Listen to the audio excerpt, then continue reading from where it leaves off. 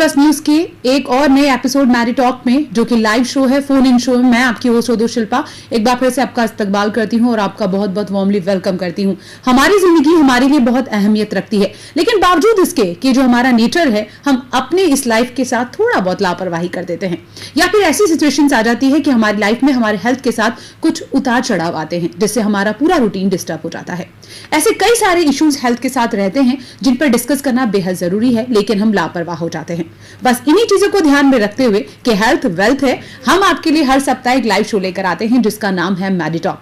और इस Maddie talk में आपके हेल्थ के इतने अच्छे एक्सपर्ट्स आते हैं जो सीधे तौर पे फोन के जरिए आपसे जुड़ते हैं और आपसे बात करते हैं। अगर आपके दिमाग में कोई संशय है, कोई शक है, कोई डाउट है, या आपको इंफॉर्मेशन चाहते हैं किसी हेल्थ इशू को लेकर, तो बेझिझक स्क्रॉल हो रहे इस नंबर पे आप कॉल कर सकते हैं। आप सभी जानते हैं कि 5-6 महीनों से ये कोविड-19 जो है, इसका डर हमें सताए हुए है, हम बेहद परेशान हैं, इतने सारे केसेस आ रहे हैं। लेकिन अभी भी अगर हम ये कहें कि एज अ नॉर्मल पर्सन हमारे पास इसके बारे में ज्यादा जानकारी नहीं है, या फिर हम इसके बारे में जागरूक नहीं है, तो जी हाँ, ये सच है। आज इसके बारे में हम डिटेल से बात करेंगे। कोविड-19 ने हमारी लाइफ को परेशान जरूर कर रखा है, लेकिन हम इससे हारेंगे नहीं, हम और ज्यादा जागरूक होंगे और इसके बारे में जानकारी लेंगे। इन सब के बारे में करीब से जानकारी देने के लिए आज हमारे बीच है एक स्पेशल डॉक्टर, जिन्हें आप बहुत बेहतर ढंग से जानते हैं, और उनका नाम है डॉक्टर विजय बलानी। सर, आपका वार्मली वेलकम है हमारे शो में। नमस्कार। चैनल 24+ के सभी श्रोताओं को मेरा नमस्कार। आज हम जैसे कोविड-19 कोरोना के बारे में डिटेल से बात करेंगे। उसके अलावा मौसम बदलने के बाद जो उतार चढ़ाव आते हैं, या फिर जेन्युइन वो समस्याएं जो हमारे साथ लगी रहती हैं हेल्थ से जुड़ी, चाहे बच्चों के साथ चाहे बड़ों के साथ, उन सब के बारे में डिटेल से बात करेंगे। और आपको सिर्फ करना क्या है, एक कॉल करना है, और प्यार भरी रिक्वेस्ट है कि जब आप हमसे बात करें अपने टीवी का वॉल्यूम कम कर दीजिए। तो कुछ मत कीजिए, जल्दी से फोन कीजिए और अपनी समस्या का समाधान पाइए। Once again warmly welcome sir. Thank you. आज हम कोविड के बारे में बात करने वाले, तो हम बहुत पॉजिटिव भी हैं, क्योंकि ऐसी बहुत सारे सवाल शायद मेरे जहन में हैं तो हमारे दर्शकों के जहन में भी होंगे। तो हम शुरू से करते हैं कि एग्जैक्टली व्हाट इज कोविड-19, क्या है? कोविड-19 शिल्पा जी एक प्रकार का वायरल इन्फेक्शन है। ऐसा नहीं है कि वायरल इन्फेक्शन पहले नहीं थे। दूसरे वायरल इन्फेक्शन से कोविड-19 में ये फर्क है कि बहुत तेजी से फैलता है, इसकी इन्फेक्टिविटी बहुत ज्यादा है, और करीब 80 से 85% मरीजों में तो ये नॉर्मल फ्लू और कॉमन कोल्ड की तरह निकल जाता है, लेकिन 15 से 20% केसेस में ये लंग की गहराई तक जाता है और सीवियर इन्फेक्शन कर सकता है। और उसमें कुछ प्रतिशत में, कुल मिला के करीब 2 से 3%, या मान लीजिए 2% मोटा मोटी मान लें, उनमें ये घातक भी सिद्ध हो जाता है। तो अभी तक जो रेट आ रही है मोर्टेलिटी रेट, वो करीब 2%, 2.5% इस प्रकार से आ रही है। तो यही इसकी दूसरे वायरस से फर्क है इसमें कि ये बहुत तेजी से फैलता है और सीवियर केसेस में डेथ भी रिपोर्ट हो रही है। अच्छा सर, कोविड-19 के इस दौरान, समय के दौरान मास्क पहनना बेहद जरूरी है, और अभी तो शायद जहां तक मेरी इन्फॉर्मेशन है, कल न्यूज़पेपर्स में एक और नियम आ गया है कि जो मास्क नहीं लगाएगा वो सीधा जेल जाएगा, यानी इतना जरूरी हो गया है। नो मास्क नो एंट्री के नाम से एक कैंपेन भी शुरू हुआ सोशल मीडिया पे, जो अच्छा है। वो बहुत जरूरी है, क्योंकि मास्क एक तरह से एक नारा हो गया, और इसको समझ लें कि हमारी इलिटरेसी है, या हम उसको ढंग से लोगों तक पहुंचाने में अभी तक भी सक्षम नहीं हुए हैं।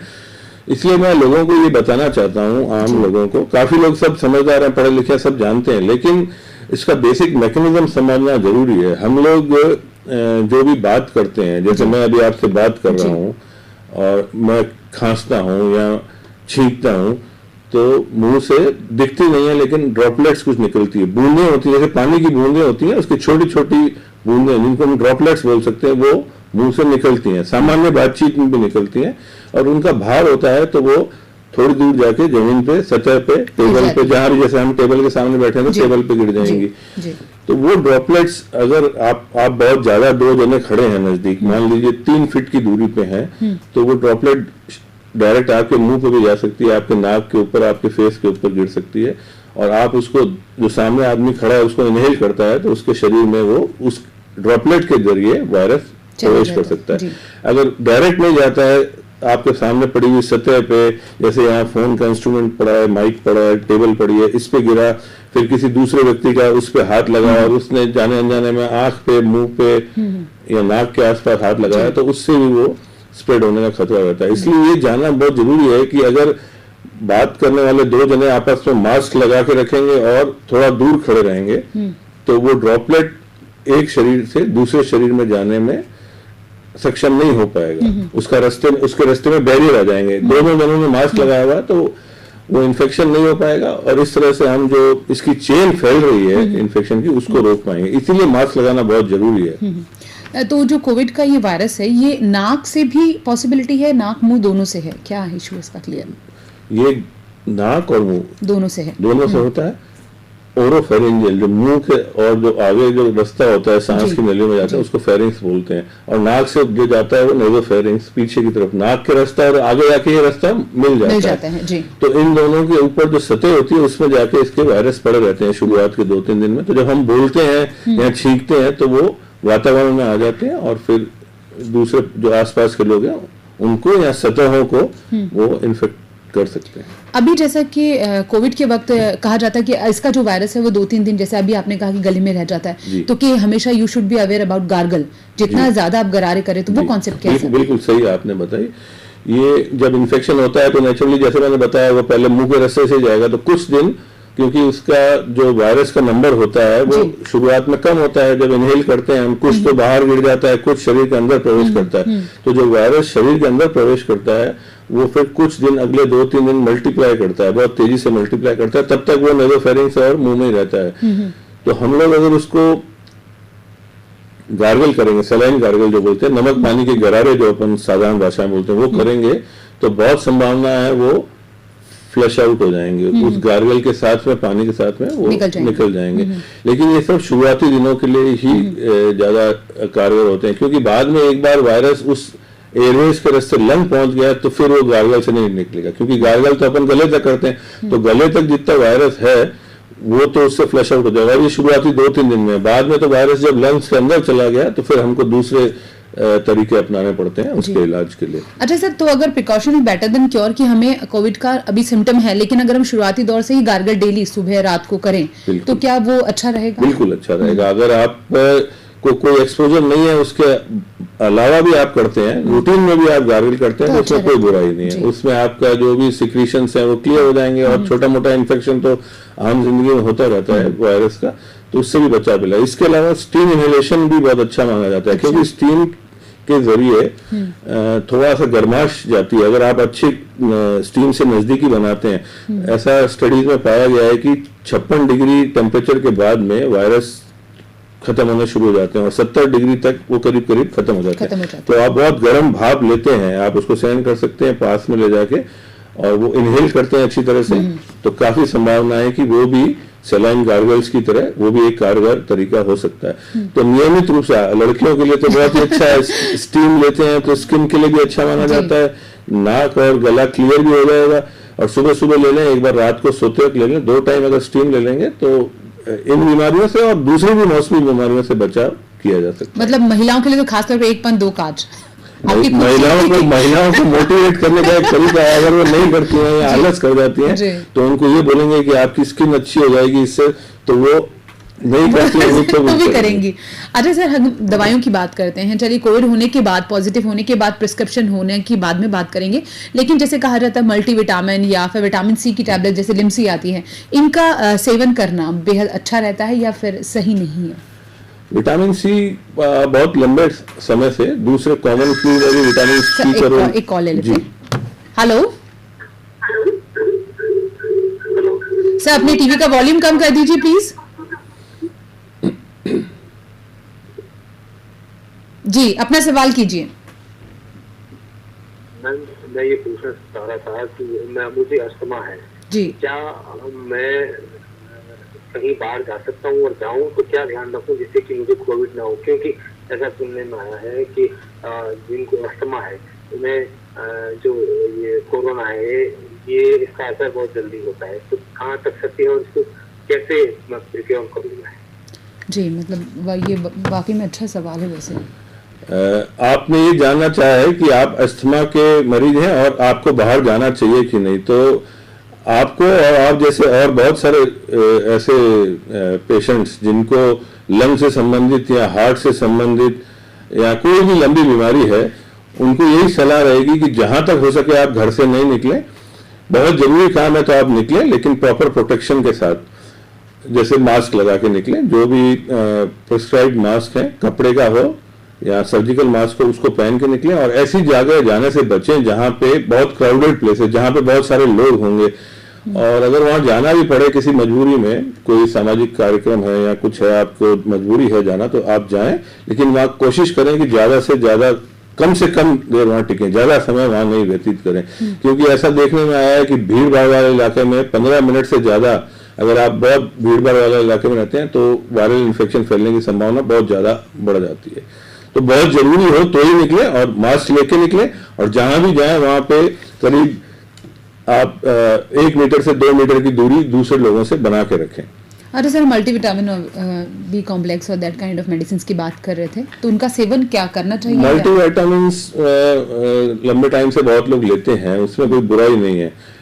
मल्टीविटामिन इसलिए भी जरूरी है कि भारत में जो खाने की पद्धति है बनाने की, वो बहुत ज्यादा भून के या पका के बनाते हैं, तो उसमें काफी विटामिन, जो वाटर सोल्यूबल विटामिन होते हैं, वो खत्म हो जाते हैं। तो उसको लेना चाहिए, लेकिन मेरा ख्याल है उसको डॉक्टर की सलाह से ही लें, और रोज नहीं लेके आप एक दिन छोड़ के एक दिन भी ले सकते हैं। इसलिए अभी नई स्टडीज आई हैं, आयरन की भी दवाइयां कुछ लोग ऐसे ही लेते हैं, उसको भी मेरे ख्याल से एक दिन छोड़ के एक दिन लें, या ऐसा भी कर सकते हैं एक दिन आयरन ले लें, एक दिन मल्टीविटामिन ले लें, तो उसका टॉलरेंस अच्छा बढ़ जाता है। विटामिन सी का जहां तक सवाल है, उसका कुछ स्टडीज में ऐसा पाया गया था कि ये कॉमन कोल्ड और फ्लू से बचाने में मदद करता है। विटामिन सी का उपयोग अभी भी हो रहा है, कोरोना के प्रिवेंशन में किया जा रहा है। इसके साथ में एक मिनरल होता है जिंक, उसका भी इसमें रोल पाया गया है।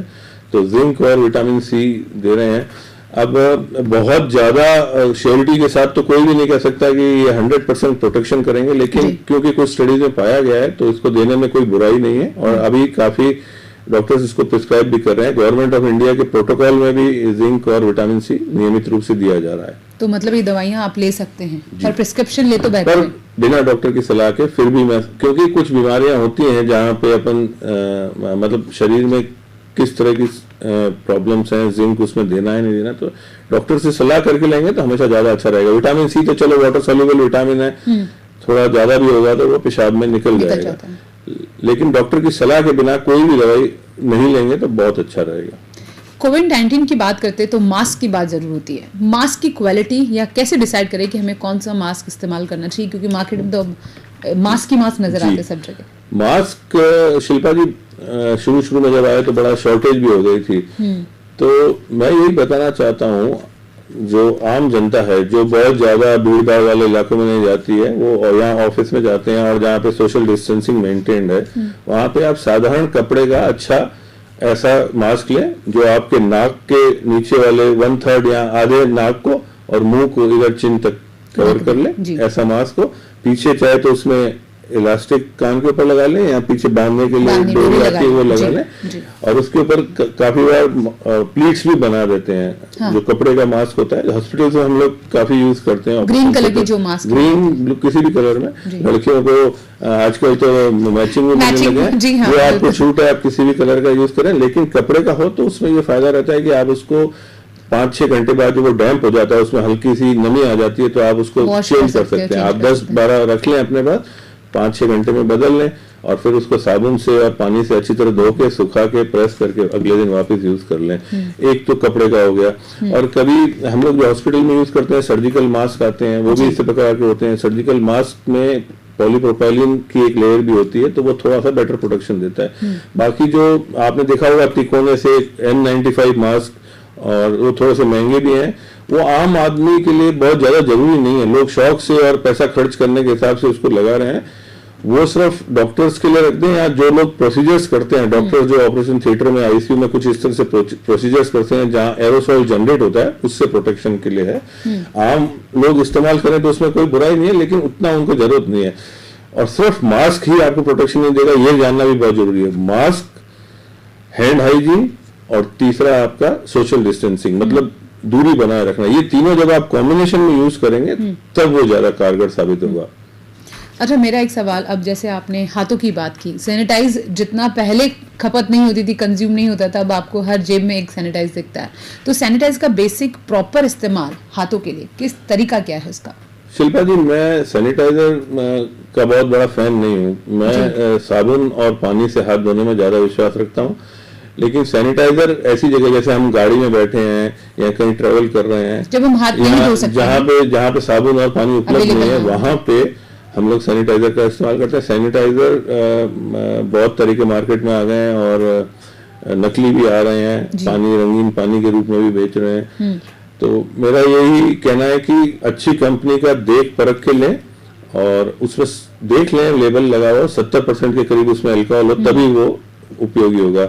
उसको अच्छी मात्रा में आप अपने हथेली में लें और आगे पीछे उंगलियों के बीच में अच्छी तरह से उसको स्प्रेड कर लें, और इतना कम भी नहीं लें कि वो फटाफट लगाते ही सूख जाए। वो करीब 60 सेकंड तक अगर आपके हाथों की नमी रहती है तो हाथों के स्किन में उसका मॉइस्चर रहेगा 60 सेकंड तक, तब वो जाके कारगर साबित होगा।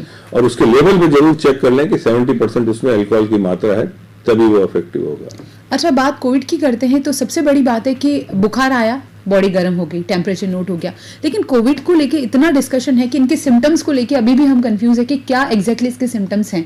जैसे फॉर एग्जांपल किसी को स्मेल आना बंद हो जाती है, टेस्ट आना बंद हो जाता है, किसी की बैक में दर्द हो रहा है, किसी को सर्दी जुकाम है, किसी की बॉडी पेन है, तो एग्जैक्टली क्या सिम्टम्स है? अभी कुछ दिन पहले सोशल मीडिया में एक मैसेज था कि कोविड-19 में कुछ भी हो सकता है, फ्रैक्चर और प्रेगनेंसी के अलावा। मजाक के लहजे में कहा था, लेकिन ये कुछ हद तक सही भी है, क्योंकि करीब करीब हर सिम्टम हमको अभी पिछले 5-6 महीने में देखने को मिल रहा है। और काफी मरीज ऐसे भी आ रहे हैं जिनके कोई सिम्टम ही नहीं है, जिनके परिवार में या दोस्तों में हुआ और 5-7-10 दिन बाद वो सब थोड़ी हल्की सी थकान या यूं ही टेस्ट कराने गए, कॉन्टेक्ट के मेरे को कॉन्टेक्ट हो गया था, वो भी पॉजिटिव आ गए। तो एसिम्टोमेटिक मरीज से लेके हल्का बुखार, तेज बुखार, थकान, सूखी खांसी, दस्त, पेट में दर्द, कमर में दर्द, और कुछ मरीज ऐसे भी बोलते हैं कि हमको बहुत ज्यादा थकान हो रही है, ऐसा कभी नहीं हुआ। एक्सट्रीम वीकनेस जिसको बोलते हैं, एक्सट्रीम टायर्डनेस, वो हो जाता है। और अभी WHO ने कुछ महीने पहले ही ये 2 सिम्टम जो आपने जिक्र किया, लॉस ऑफ टेस्ट और लॉस ऑफ स्मेल, इनको भी इस लिस्ट में जोड़ा है। और अभी जैसे जैसे रिसर्च का काम चल रहा है तो ये देखने में आ रहा है ये सिम्टम बहुत इंपॉर्टेंट है। और इन सिम्टम्स के रहते अगर कहीं पे अपन RT-PCR जो कोविड का टेस्ट है वो नहीं भी करा पा रहे हैं, तो इन सिम्टम्स को सीरियसली लें, तो भी हम मान सकते हैं कि काफी हद तक एक्यूरेसी उसके साथ जब मैच करी गई तो पाया गया कि ये सिम्टम्स जिन लोगों में है उनमें कोविड होने की संभावना बहुत ज्यादा है। मेरा एक सवाल ये भी है कि जैसे कहा जाता है कि अगर आप कोविड पॉजिटिव हैं तो होम आइसोलेट होना या क्वारंटीन होना ये एक महत्वपूर्ण हिस्सा है। क्या होम आइसोलेट होने से सामने वाले दूसरे लोगों को कोरोना होने से बचाने के लिए सबसे बड़ा मुद्दा है, या फिर आपके होम क्वारंटाइन होने से आप सेफ हो जाएंगे? दोनों में से सबसे बड़ी क्या चीज है? ये एक सोशल डिसीजन है। पहले तो मैं बता दूं कि क्वारंटाइन और आइसोलेशन में क्या फर्क है। क्वारंटाइन हम जैसे मैं किसी जगह गया और लोगों से मिला, उनमें से किसी व्यक्ति को पता लगा कि कोरोना हो गया है, तो मैं मतलब उनका कांटेक्ट हो गया, तो मेरे को पता लग गया मैं कांटेक्ट में हूँ, मुझे कोई लक्षण नहीं है, मेरे कोई बुखार नहीं है, खांसी नहीं है, मैं अपने घर में अलग हो गया, मैंने अपने आप को होम क्वारंटाइन कर लिया, वो हो गया क्वारंटाइन। मेरे में कोई लक्षण नहीं है, लेकिन मैंने अपने आप को अलग कर लिया और मैं लोगों से मिलना जुलना बंद कर दिया 14 दिन के लिए। ये तो हो गया क्वारंटाइन। इसी प्रकार से जिस व्यक्ति का पॉजिटिव आ गया उसने अपने आप को, उसको अब सरकार ने नियम बना दिया है कि उसको 2 हफ्ते के करीब अलग रहना है, अलग घर में रहेंगे, होम आइसोलेशन में रहेंगे तो 2 हफ्ते के लिए घर में रहेंगे, अपना टॉयलेट अलग रहेगा, उनका खाने पीने की व्यवस्था अलग रहेगी, सब कुछ अलग रहेगा, वो कहते हैं होम आइसोलेशन। तो ये दोनों फर्क है। जिसमें कोई सिम्टम नहीं है, जो सिर्फ कांटेक्ट है, वो अगर घर में रहता है तो क्वारंटाइन है, और जो पॉजिटिव पेशेंट है वो अलग रहता है। तो इसका मतलब यही है कि अपन को वो चेन को तोड़ना है, जो स्प्रेड की चेन है, वो अगर व्यक्ति, इन दोनों में से कोई भी व्यक्ति बाहर जाएगा और स्प्रेड होगा, तो उस स्प्रेडिंग की चेन को तोड़ने के लिए दोनों का मकसद एक ही है कि इसको फैलने से रोकने के लिए। तो इस एक तरह से समझ लें कि समाज के हित में है, खुद के हित में तो है ही, समाज के हित में भी है। अच्छा, जो कोरोना पॉजिटिव होते हैं उनकी जो मेडिसिन प्रिस्क्रिप्शन की बात करें, क्या वो कुछ अलग होता है या जनरल मेडिसिन है? क्योंकि ये भी सुनने में आया कि गवर्नमेंट तो इनकी दवाइयाँ फ्री में अवेलेबल करवाती है ऐसा कुछ?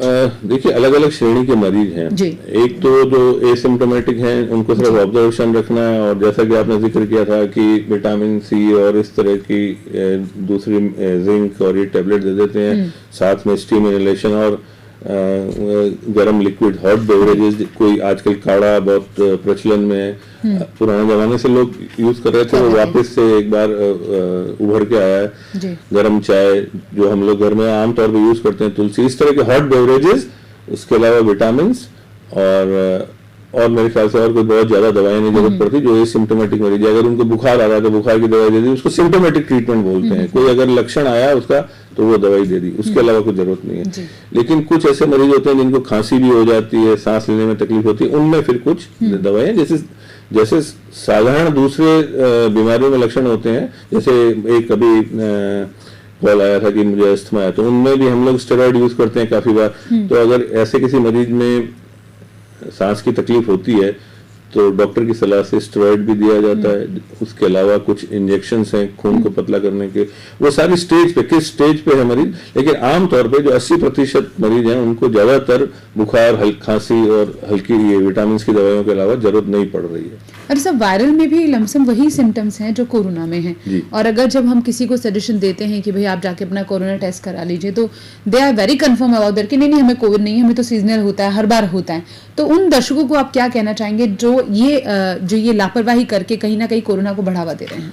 बिल्कुल, बहुत अच्छा क्वेश्चन है आपका, क्योंकि ये डे टू डे प्रैक्टिस में हमारा बड़ी प्रॉब्लम आ रही है। हम लोगों को पेशेंट कंप्लेंट बताने से पहले उसका रीजन बता देता है कि साहब काले एसी चला दियो इन वास्ते थोड़े मतलब वो हमको मिसगाइड करने की कोशिश करता है, ठंडा पानी पी लिया, वो भी एक कारण हो सकता है। लेकिन क्योंकि अभी कोरोना का पेंडेमिक फैला हुआ है, तो आपको ये समझना जरूरी है कि अगर हम लोग टेस्ट करा लेंगे तो कोई छोटे नहीं हो जाएंगे। सरकार ने आपके लिए सारे टेस्ट फ्री में किया हुआ है, इसमें कोई पैसा भी नहीं लग रहा, नहीं तो आप कह देते डॉक्टर जबरदस्ती टेस्ट करा रहे हैं। ये टेस्ट सारे गवर्नमेंट हॉस्पिटल्स में फ्री में उपलब्ध है, आप आराम से जाएं, अपने डॉक्टर की सलाह से कराएं। अगर आपको जरा सा भी शक है, इस प्रकार के सिम्टम्स हैं, खांसी, बुखार, थकान, नाक से पानी आना, गले में दर्द होना, दस्त लगना, दस्त में भी अगर दस्त साधारण दवाई से 2-4 दिन में ठीक नहीं हो रही तो कराएं। लेकिन एक सलाह है, अगर आपके कोई सिम्टम्स नहीं है और हल्के सिम्टम है तो आप 3-4 दिन वेट कर सकते हैं। साधारण दवाई आपको डॉक्टर देगा ही, जो भी साधारण जुकाम में दवाई देते हैं वो लीजिए। चौथे से 9वें दिन के बीच में टेस्ट पॉजिटिव आने की संभावना बहुत बढ़ जाती है। तो अगर 3-4 दिन कोई विशेष सिम्टम नहीं है तो सिर्फ आप आइसोलेट हो जाएं, घर में क्वारंटाइन कर लें, अपने आप को अलग कर लें दूसरे लोगों से, ताकि आपके परिवार के सदस्यों में अगर आप में ये इन्फेक्शन है तो दूसरों में नहीं फैले। 4-5 दिन आप वेट कर लें, उसके बाद आप टेस्ट करा लें, भले ही चौथे से 9वें दिन के बीच में टेस्ट करा लें। तब तक आपके जो दवाई डॉक्टर ने दी उसका असर भी आ जाएगा, और अगर सिम्टम्स बढ़ते हैं तो नेचुरली फिर कराना ही है आपको टेस्ट। अभी हमारे पास सवाल बहुत सारे हैं, कोरोना के बारे में हम डिटेल से और ज्यादा बात करेंगे। आज हमारे साथ स्टूडियो में मौजूद है डॉक्टर विजय बालानी, और आपके जहन में अगर कोई सवाल है तो आप भी उनसे सीधे तौर पर बात कर सकते हैं। लेकिन फिलहाल यहाँ पे रुकते एक छोटे से ब्रेक के लिए। ब्रेक के बाद जारी रहेगा सवालों का सिलसिला मैरी टॉक में।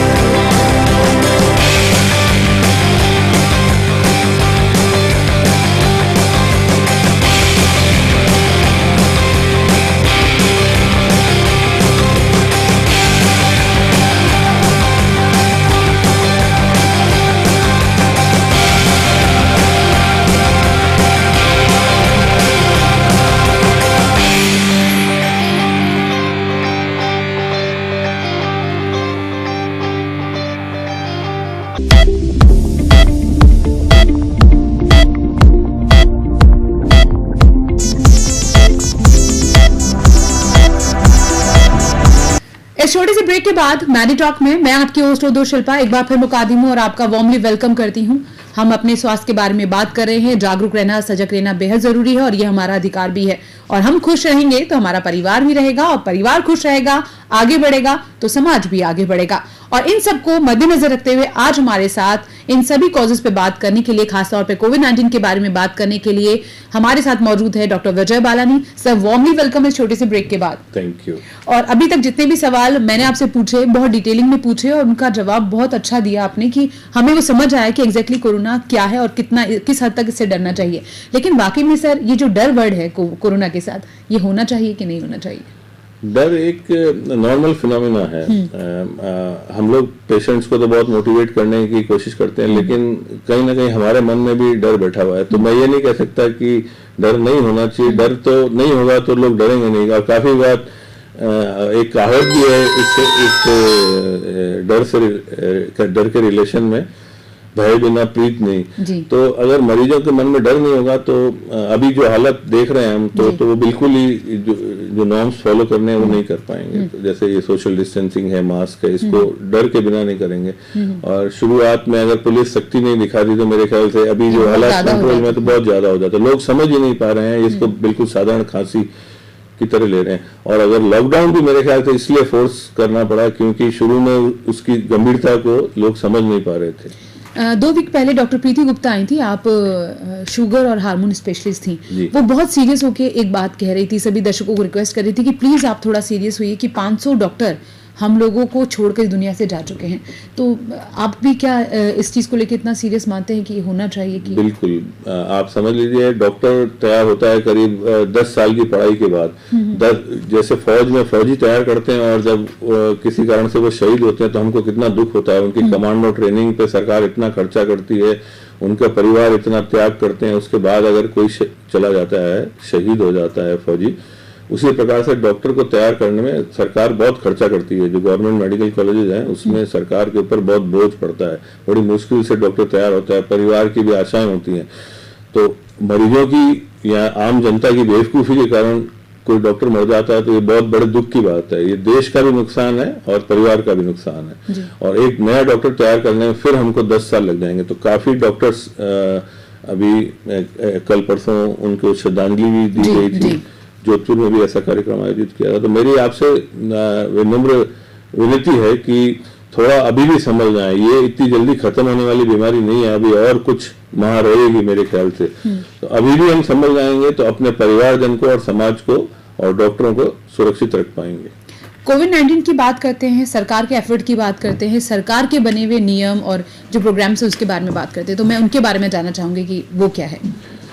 सरकार समय समय पर हेल्थ के लिए बजट देती है, लेकिन मेरे ख्याल से अब जनता को भी ये समझ में आ गया होगा कि स्वास्थ्य पे ज्यादा ध्यान देना चाहिए। स्कूल्स को भी अब हाइजीन वाले टॉपिक्स को बहुत ही डिटेल में पढ़ाने की जरूरत है और सरकार को हेल्थ इंफ्रास्ट्रक्चर पे पैसा लगाने की बहुत जरूरत है, क्योंकि अब इतना खर्चा हम ट्रीटमेंट में कर रहे हैं। तो हेल्थ इंफ्रास्ट्रक्चर मजबूत होता तो हम लोगों को ऐसे हाथ पैर नहीं मारने पड़ते। मतलब एक बार तो सारी सरकारें बौखला गई थी, वेंटिलेटर नहीं है, ये नहीं है, मास्क नहीं है।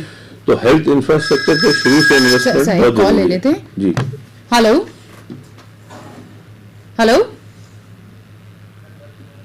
जी सर कंटिन्यू। जी, तो मैं यही कह रहा था कि जनता को और अपने बच्चों को हमको सिखाना होगा घर में भी कि हाइजीन के बारे में, सैनिटेशन के बारे में। और सरकार जितना ज्यादा हेल्थ पे खर्चा करेगी उतना उनको दवाइयों पे खर्च करना, कुल मिला के खर्चा उतना ही होगा, लेकिन इंफ्रास्ट्रक्चर मजबूत होगा तो फिर बाद में हमको इलाज के लिए खर्चा कम करना पड़ेगा। सर मुझे याद है जब लास्ट टाइम आप आए थे, हमने करीब 2 या 3 मिनट की एक फिल्म थी जो अपनी ऑडियंस को दिखाई थी, जिसमें हाथ धोने का एक प्रोसीजर था।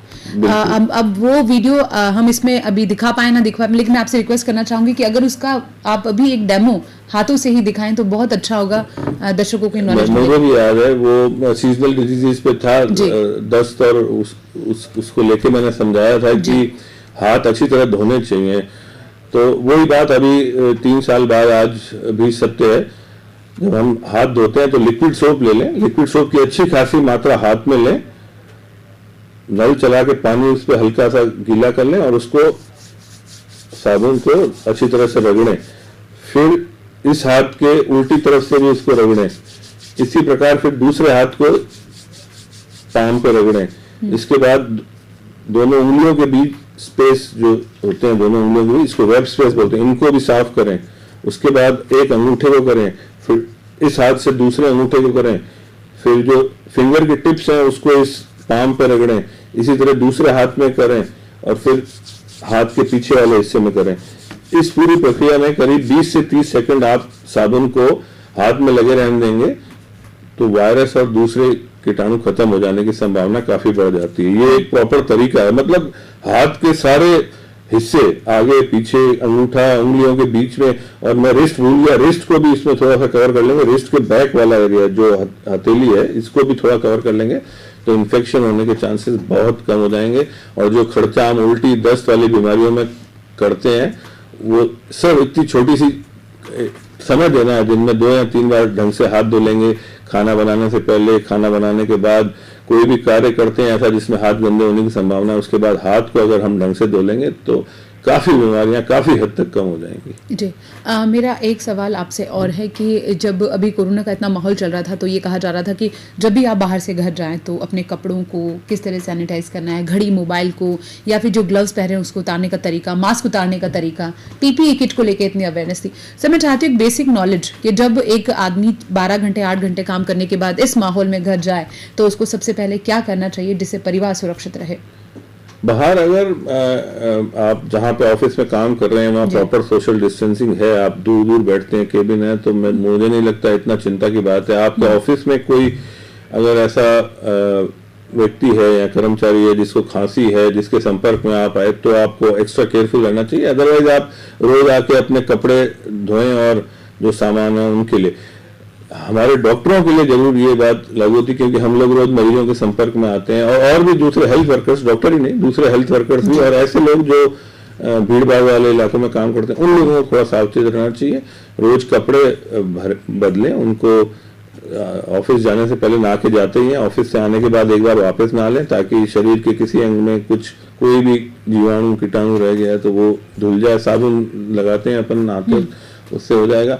इसके अलावा जो भी चीजें आप काम में लेते हैं, जैसे हम लोग स्टेथ लेते हैं, जो भी हमारे इंस्ट्रूमेंट्स होते हैं मरीज को देखने के लिए, उनको हम डेली सैनिटाइज करते हैं। हमारे जो टेबल टॉप्स हैं जहाँ पे हम काम करते हैं, क्योंकि वहाँ पे आके मरीज हाथ लगाते हैं, उनको साफ कर लें। इसी तरह ऑफिस में जो लोग काम करते हैं वो लोग भी अपने कुछ सॉल्यूशंस आते हैं डिसइंफेक्टेंट, जो अपन लोग रूटीन में घर में काम लेते हैं, उनको डिसइंफेक्ट कर लें डिसइंफेक्टेंट से। इसके अलावा जिस घर में मरीज है या जिनके खांसी के हैं, उनमें जो मैंने बताया था ड्रॉपलेट्स उड़ते हैं, वो जाके जगह जगह सतहों पे जम जाते हैं। जैसे आपकी अलमारी है, उसका हैंडल है, वॉश बेसिन का टैप है और दूसरी एसेसरीज हैं, टेबल है, इन पे जम जाता है, तो उनको भी आप रेगुलरली डिसइंफेक्ट करें। सिर्फ अभी नहीं, हमेशा ही ये नियम बना लेंगे तो दूसरे इन्फेक्शन से भी बचने में बहुत सहायता मिलेगी। इसमें एक बात और है, इसमें अब जब आपके इन्फेक्शन कम होगा तो आपके वर्किंग कैपेसिटी बढ़ेगी। जो मैन पावर डेज का लॉस होता है सरकार को, इसमें आप बीमार रहेंगे तो ऑफिस नहीं जाएंगे तो उसका आप अंदाजा नहीं लगा सकते कि कितने लोग इन छोटी सी बीमारियों से बच सकते हैं। 30-40% बीमारी को कम किया जा सकता है। तो आप ऑफिस ज्यादा जाएंगे तो प्रोडक्टिविटी बढ़ेगी, आपका हो सकता है बोनस भी बढ़े, सरकार को भी नुकसान नहीं होगा। तो ये दिखने में बहुत छोटी सी बात लगती है, लेकिन इसका बहुत लंबा रिजल्ट, अच्छा रिजल्ट मिल सकता है। जी, आयुर्वेदिक काढ़ा जो अभी बहुत बांटा भी जा रहा है और लोग उसका सेवन भी बहुत ज्यादा कर रहे हैं, वो कितना असरदार है? आयुर्वेदिक काढ़े के बारे में शिल्पा जी मैं ये कहना चाहूंगा, ये पुराने हैं, दादा दादी नाना नानी के नुस्खे हैं, अच्छे ही होंगे, लेकिन उनको भी कंट्रोल्ड क्वांटिटी में पीना है। ऐसा नहीं है कि कुछ लोग आए कि उसको पिए ही जा रहे हैं। अभी कुछ रिपोर्ट्स आई थी, हमने पढ़ा अभी कि जैसे उदाहरण के तौर पे मेथी को ब्लड थिनर माना जाता है, मेथी खून को पतला करती है, तो ब्लीडिंग शुरू हो गई कुछ पेशेंट में। वो बहुत ज्यादा डर के मेथी का पानी गर्म करके काढ़े बना के पी रहे थे। तो उसको समुचित मात्रा में लें, आधा ग्लास 1 या 2 बार, जो भी इससे संबंधित जो आयुर्वेद के डॉक्टर हैं वो ज्यादा अच्छा बता पाएंगे। 1 या 2 बार जो वो रिकमेंड करते हैं वो ले लें, आधा ग्लास 1 ग्लास जो भी बताया जाता है। बहुत ज्यादा मात्रा में काढ़ा लेने से लिवर की बीमारियां भी एग्रोवेट हो गई हैं, और ये वाला जो मैंने बताया मेथी वाला एक एग्जाम्पल था, बहुत और भी चीजें, जैसे हल्दी है, हल्दी के भी बहुत एक्सेस में, एलोवेरा से भी एक्सेस ऑफ एलोवेरा से लिवर की डिजीज रिपोर्ट की गई है। तो कोई भी चीज एक्सेस में लेने से पहले उससे संबंधित जो कंसल्टेंट है उनसे सलाह जरूर ले लें। अच्छा, हमारे खाने की बात करें, हल्दी वाला दूध, नींबू का सेवन, या फिर गर्म खाना, फ्रिज की चीज़ों को अवॉइड करना, अभी आइसक्रीम्स इनका सेवन नहीं करना, जंक फूड का सेवन नहीं करना, इसके बारे में आपकी क्या राय है कि एग्जैक्टली डाइट बैलेंस जो है वो क्या, और क्या चीज़ों को शामिल करना चाहिए अभी? जंक फूड के तो मैं बिल्कुल खिलाफ हूँ। मैं हमेशा अपने जहाँ भी बात होती है तो मैं 3 चीज़ों का बहुत सख्त विरोध करता हूँ, जो व्हाइट पॉइजन बोलते हैं। 3 चीजें व्हाइट पॉइजन, नमक, शक्कर और मैदा। इन तीनों से जितना ज्यादा बचा जा सकेगा उतना आपकी लाइफ प्रोलॉन्ग होगी और क्वालिटी ऑफ लाइफ बहुत अच्छी रहेगी। आपका बुढ़ापा बड़ा शानदार निकलेगा। ये संभव नहीं है, कहना तो बहुत आसान है, शक्कर हर आम दिन की प्रिपरेशन में बनानी होती है, लेकिन उसको जितना आप मिनिमाइज किया जा सकता है कर लें। चाय में आपको लेनी है थोड़ा लें, कम मात्रा में लें। लोग कहते हैं हमको टेस्ट नहीं आता, तो हम टेस्ट डेवलप करते हैं। हम बचपन से ही माता पिता कम शक्कर की चीजें यूज करेंगे, कम नमक की चीज यूज करेंगे, तो बच्चे यूज टू हो जाते हैं उसी से। आपको एक बार नमक ज्यादा खाने की आदत हो गई, फिर उसको कम करते हैं तो दिक्कत होती है। इसी तरह से मैदा तो आजकल बच्चे इस तरह से जंक फूड वो बहुत गलत है। लेकिन एक अच्छा पक्ष भी है, अब धीरे धीरे जैसे ब्रेड थी, ब्रेड अब होल व्हीट ब्रेड आने लगी है, आटा भी मल्टीग्रेन आटा, साधारण मैदे की जगह आप आटा यूज करें या मल्टीग्रेन आटा यूज करें, ये बहुत हेल्दी है। तो लोगों को यही मैं कह रहा था कि हेल्थ एजुकेशन स्कूल में बहुत जरूरी है, क्योंकि बाकी चीजें तो काम आएंगी, लेकिन आप अगर स्वस्थ रहेंगे, बचपन में दी गई शिक्षा से अगर आप स्वस्थ रहते हैं तो आप देश के लिए बहुत पैसा भी बचा पाएंगे और प्रोडक्टिविटी बहुत अच्छी होगी।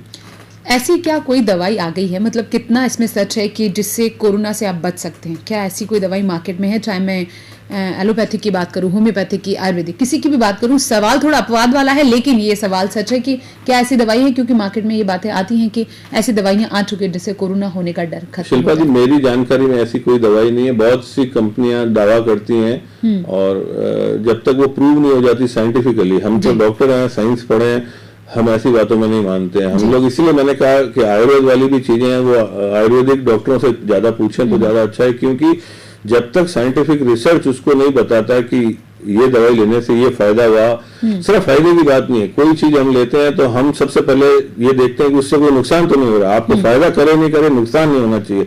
कोई दवाई ले रही है, या वैक्सीन का ट्रायल क्यों चल रहा है? वैक्सीन तो बना ली है बहुत सारे देशों ने, पर ट्रायल इसीलिए कर रहे हैं कि ऐसा नहीं हो कि भला करने के चक्कर में कोई नुकसान कर दें हम आम जनता का। तो उसका ट्रायल करते हैं, उसका देखते हैं कि इस वैक्सीन के लगाने से कितने मरीजों में, कितने प्रतिशत मरीजों में क्या तकलीफ हुई। अगर वो नंबर सिग्निफिकेंट नहीं है तो हम उसको मार्केट में लॉन्च करेंगे।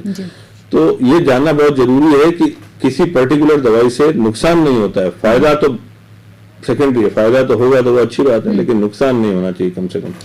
कोविड-19 का शिकार हुए लोगों में या तो 70, 80, 90 साल के लोग हैं, या फिर जो शुगर या हार्ट पेशेंट है, और अब तो ऐसा कहा जा रहा है कि यूथ भी इसका शिकार हो रहा है। तो ये कहना कि इम्यून पावर डिपेंड करता है, और अगर इम्यून पावर ही इतना ज्यादा जरूरी है तो फिर यूथ उसका कैसे शिकार हो रहा है? मैं इस बारे में आपसे जानना चाहती हूँ। शिल्पा जी, यूथ मेरे ख्याल से, क्योंकि घर से बाहर निकलने वाले सबसे ज्यादा यूथ ही हैं। यूथ को घर में बैठाना बहुत मुश्किल है। दूसरा, उसमें से काफी लोग ऑफिस गोइंग भी होंगे, तो ऑफिस जाते हैं, एक्सपोजर हो जाता है। बुजुर्ग लोग तो आमतौर पर 60 साल की उम्र के बाद में कम निकलते हैं, और जो बीमार हैं वो डर के मारे कम निकल रहे हैं। तो यूथ क्योंकि बाहर जा रहा है तो उसका एक्सपोजर बढ़ रहा है, और वो थोड़ा जोश में भी रहते हैं। इम्यूनिटी का थोड़ा हल्का सा उसको कह लीजिए, ओवर कॉन्फिडेंस भी उनमें है कि मैं तो ये खाता हूँ, मैं तो वो खाता हूँ, मुझे कुछ नहीं हो सकता।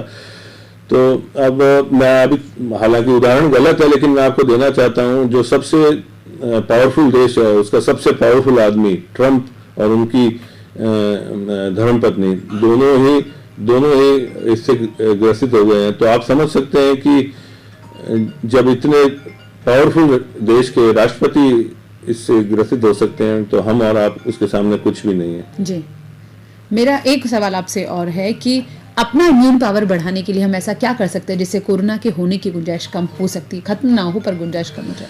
शिल्पा जी, बचपन से ही हम लोगों को अपने परिवार में ऐसी आदत डालनी पड़ेगी कि बैलेंस डाइट खाएं। लोगों को फूड फैट्स बहुत होते हैं, मुझे ये अच्छा नहीं लगता, हमारे परिवार में ये नहीं खाते, हमारे परिवार में वो नहीं खाते, ये बनता नहीं है, और खाना बनाने का तरीका। तो मेरा मानना है, और प्रोग्राम से पहले मैं आपसे बात भी कर रहा था, कुदरत ने जो भी चीजें बनाई हैं, कुदरत ने जो चीज बनाई है उनको उसका पूरा उपयोग करें, चाहे वो पानी है, नदियां हैं, खाने की चीजें, इतनी सारी चीजें, इतने रंगीन फल हैं, इतनी रंगीन सब्जियां हैं, इतनी दालें हैं, और बहुत सारे खाने के आइटम्स हैं। सभी को खाना चाहिए, सबके बारे में हमको जानकारी लेनी चाहिए, किस चीज खाने की चीज में क्या विटामिन ज्यादा है, किसमें प्रोटीन ज्यादा है, और एक बैलेंस डाइट बनाए। अपना आपका नेचर ऑफ जॉब कैसा है उसके अनुसार बनाए। आप अगर स्पोर्ट्समैन हैं तो आपको प्रोटीन ज्यादा लेना है, ये सब आप सीखें, समझें। ये स्कूल में पढ़ाया जाता है लेकिन हम ध्यान नहीं देते। कुल मिला के बात यह है कि जितने ज्यादा से ज्यादा सब्जियां, फल, दाल, दूध आप अपने खाने में सम्मिलित करेंगे, उतना ज्यादा आप हेल्दी होंगे, उतनी ज्यादा आपकी इम्यूनिटी बढ़ेगी। इम्यूनिटी के लिए प्रोटीन और विटामिन बहुत जरूरी है। तो प्रोटीन वाली चीजें, जो लोग अंडा खाते हैं या नॉनवेज खाते हैं उनको प्रोटीन डायरेक्ट वहां से मिल जाता है। जो लोग नॉनवेज नहीं खाते हैं उनको प्रोटीन की क्वालिटी कैसे मैच करनी है। हम आमतौर पे दाल खाते हैं तो काफी घर में देखा गया, इस दाल से गैस हो जाती है, इस दाल से कब्जी हो जाती है। तो ये एक ही प्रकार की दाल खाते हैं। एक प्रकार की दाल में अमीनो एसिड कुछ लिमिटेड ही होते हैं।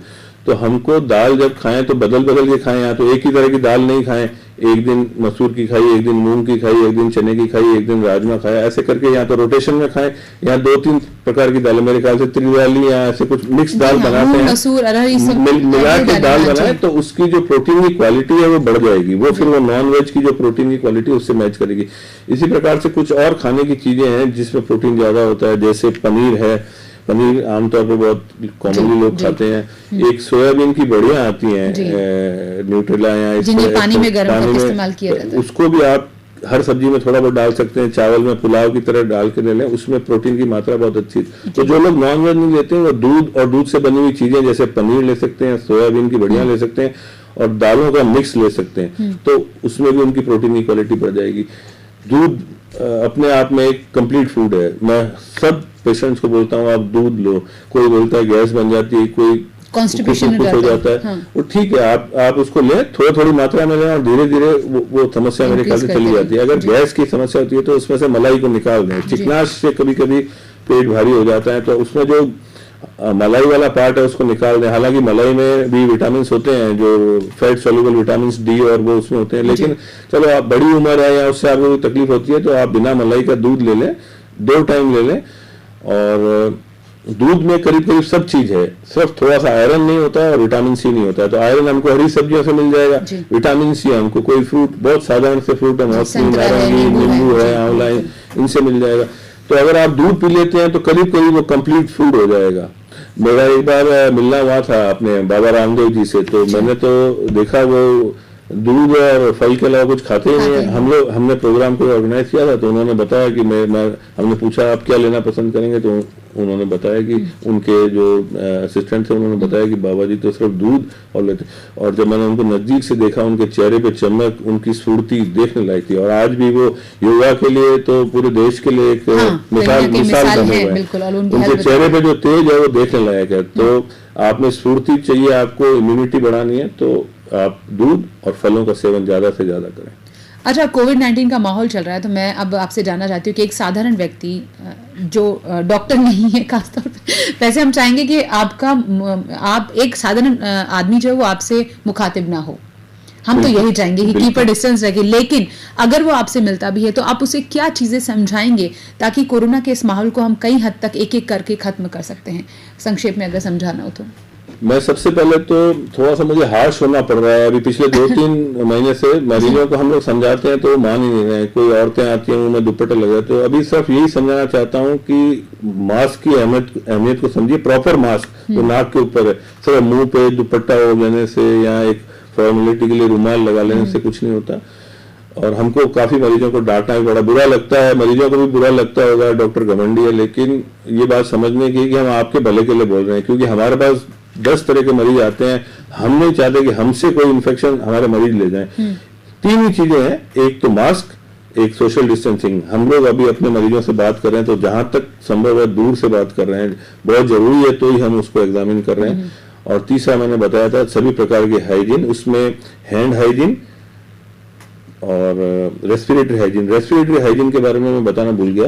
जब हम लोग छींकते हैं या खांसते हैं तो जहां तक हो सके हमको टिश्यू पेपर मुंह पे रख लेना चाहिए। टिश्यू पेपर नहीं है तो एक साइड में मुंह करके अपने जो एल्बो है इसके अंदर खांसी कर लेंगे तो जो ड्रॉपलेट्स होंगी वो यहाँ रह जाएगी। और ये वाला पार्ट जो होता है हाथ का, ये आमतौर पर मुंह पे लगने की संभावना कम रहती है। इस पे अपन खांसेंगे या छींकेंगे तो मुंह पे लगने से फिर स्प्रेड होने की संभावना रहती है। तो आप साइड में खांस लें, ये हो जाएगा आपका रेस्पिरेटरी हाइजीन। हैंड हाइजीन के बारे में मैंने बता दिया, धोने का तरीका। और तीसरा एनवायरमेंटल हाइजीन, कैसे अपने वातावरण को सुरक्षित रखें, टेबल को साफ रखें, कुर्सियों को, अलमारियों को, हैंडल्स को, नलकों को, इन सबको नियमित रूप से साफ रखें। हाइजीन को फॉलो करेंगे तो मेरे ख्याल से ज्यादा से ज्यादा मरीज बचाने में सफल रहेंगे हम लोग। अच्छा, कोरोना को लेकर कुछ बातें हैं जैसे कि टेबल पर वो इतने घंटे उसका एक्टिव रहता है, वो न्यूज़पेपर पे नहीं होता है, कपड़ों पे इतनी देर एक्टिव रहता है, ये कॉन्सेप्ट क्या है? ये स्टडी उसकी जो उस पर चिपकने की क्षमता होती है वो मैं 2-3 उदाहरण देता हूँ आपको। न्यूज़पेपर में तो नहीं होता है, ये तो पेपर में भी आपने पढ़ लिया होगा। कुछ सतह हैं जिन पे बहुत कम देर टिकता है, जैसे कॉपर पे ये 4-5 घंटे ही टिक पाता है वायरस। लकड़ी पे, कार्डबोर्ड पे और स्टील की चीजों पे ये करीब 24 घंटे वायरस रह सकता है। इसीलिए बार बार जिक्र कर रहे हैं कि इनको साफ करते रहना चाहिए, क्योंकि वो उस पे किसी का हाथ लगेगा तो इन्फेक्शन होने का। और सबसे ज्यादा ये प्लास्टिक की चीजों पे टिकता है और स्टील की चीजों पे ज्यादा रह जाता है, करीब 3 दिन तक भी रह सकता है। स्टील का मैंने पहले शायद 24 घंटे कह दिया था, कार्डबोर्ड पे ये 24 घंटे रहता है, स्टील और प्लास्टिक पे ये करीब 3 दिन रह सकता है। तो ये हमको ध्यान रखना पड़ेगा कि इन चीजों को नियमित रूप से साफ करते रहें। जी, आप डॉक्टर हैं और आज की डेट पे अगर हम कहें कि आप एक कोरोना वॉरियर हैं तो इसमें कोई दो राय नहीं। वो सभी डॉक्टर्स हमारे लिए कोरोना वॉरियर्स हैं जो दिन रात मेहनत में लगे हैं, उनको हमारी तरफ से तो बहुत बड़ा सैल्यूट है सर। लेकिन कभी ऐसा होता है कि कुछ वक्त खाली मिले आपको और आपको करना, उस वेकेंट टाइम में को क्या करना पसंद है? मैं क्रिकेट खेला भी हूँ, क्रिकेट का शौक भी है और क्रिकेट में काफी समय हमने जाया भी किया है। हाँ। लेकिन अभी लॉकडाउन में हमने देखा कि नेगेटिविटी बहुत हो रही थी, तो थोड़ा खाने का भी शौक है। खाना बना तो अच्छी तरह नहीं पाते, पर बच्चों को, वाइफ को मोटिवेट करके नई नई रेसिपी इधर से इकट्ठी की, बनवाई। इसके अलावा कुछ इंस्ट्रूमेंटल म्यूजिक सीखने की भी इच्छा है, हालांकि सीख नहीं पाए, लेकिन मन में ऐसी इच्छा है, फिर कभी मौका मिला तो थोड़ा समय निकाल के इंस्ट्रूमेंट सीखेंगे, क्योंकि कॉलेज लाइफ में पढ़े तो इतना टाइम नहीं मिल पाया सीखने का, वो मन में ही रह गई बात। लेकिन उसको जरूर सीख लेंगे कभी ना कभी। हाँ, हमें एक इन्फॉर्मेशन मिली थी कि आपको गाने सुनने का बहुत शौक है, पुराने गाने सुनने का। गाने सुनने का, और इस कोरोना के दौर में एक गाना बहुत बीच में सोशल मीडिया पे अलग अलग आवाजों में बड़ा हुआ था और इस स्थिति में बड़ा अच्छा लगा था मुझे। वो मेरे ख्याल से किशोर कुमार जी का गाया हुआ है, कहाँ तक ये मंजिल। जी जी जी जी, अगर वो सुनवा पाए आप तो। बिल्कुल सुनवाएंगे जब हम ये एपिसोड खत्म कर रहे होंगे। लेकिन आपसे गुजारिश है, शायद लाइव शो में आप कहेंगे हम आपसे ये कह रहे हैं, अगर 2 लाइनें किसी भी पुराने गाने की आप गुनगुना दे तो हमें अच्छा लगेगा।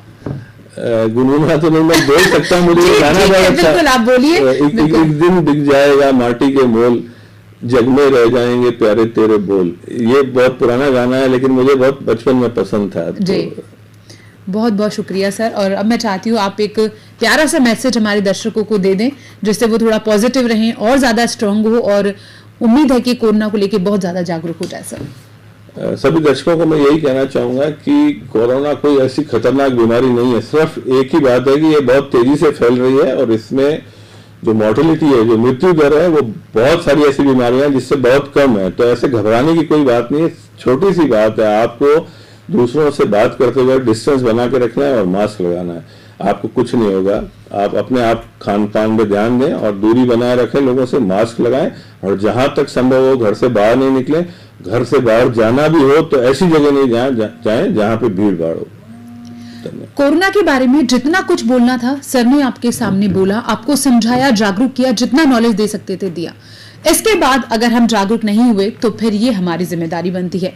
Thank you so much sir, आप आए, इतनी बातें आपने हमसे की। अब हम जा रहे हैं आपसे इजाजत लेकर कि अगले सप्ताह एक बार फिर आपके सामने हाजिर हो जाएंगे नए विषय के साथ। Thank you so much.